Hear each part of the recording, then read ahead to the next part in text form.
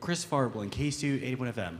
Brock, you're going to have some changes this offseason in the offense. Of course, offensive coordinator going from Todd Monken, he's off the NFL, to Mike Bobo. And of course, quarterback Stetson's out. And you have Beck, you have Vandergriff, Stockton.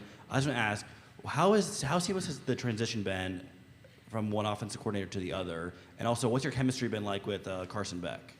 Yeah, it was pretty seamless because Bobo was there last year in the tight end room actually helping out and just being that offense kind of quality control assistant kind of role. And so everyone kind of was used to him. And, everyone really likes him. So it's been pretty seamless transition. And then my relation with Carson Beck is actually really good. We've been locker buddies, I guess. Like, we're right next to each other in the locker room every day. And he's been doing really good. And so, we've been around each other the last 2 years, so it's been pretty easy. Right side, second row. Hey, Brock, Clint Schweitzer, Starcade Media. There are several NFL tight ends that are tremendous at the top of their game right now. Is there a player or a few that you kind of emulate your game after that you admire? Obviously, Travis Kelce does his tight end you right here in Nashville, or are there others for you? Yeah, I think Travis Kelce and George Kittle both do a great job, and I just try to take what I can from them, and they're awesome. So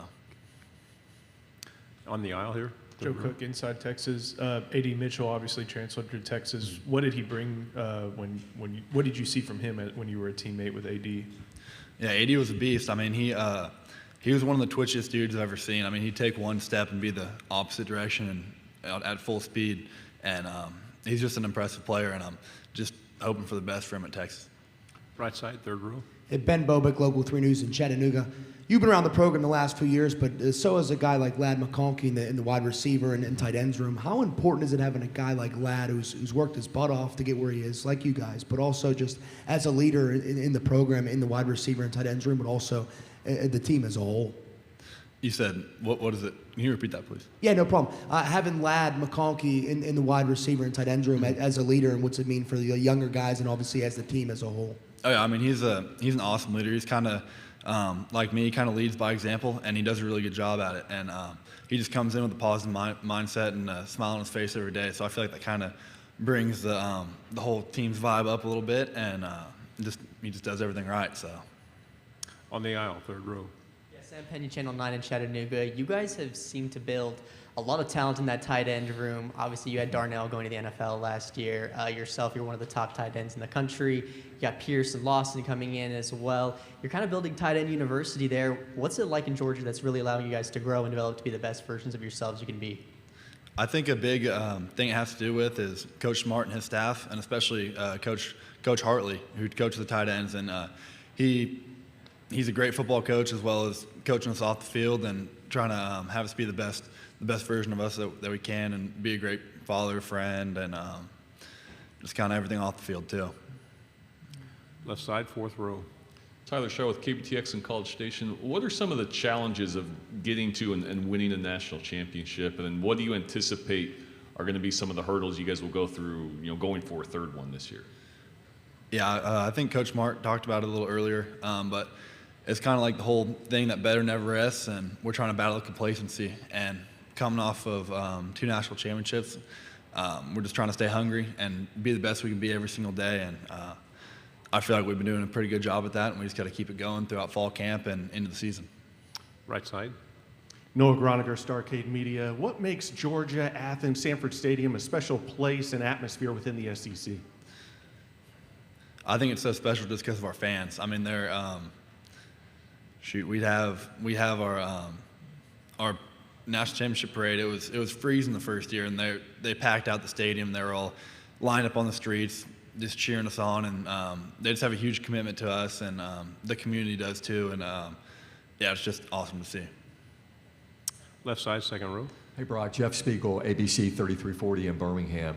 One of the hurdles, I guess, in repeating as a champion or winning a championship is blocking out the outside noise.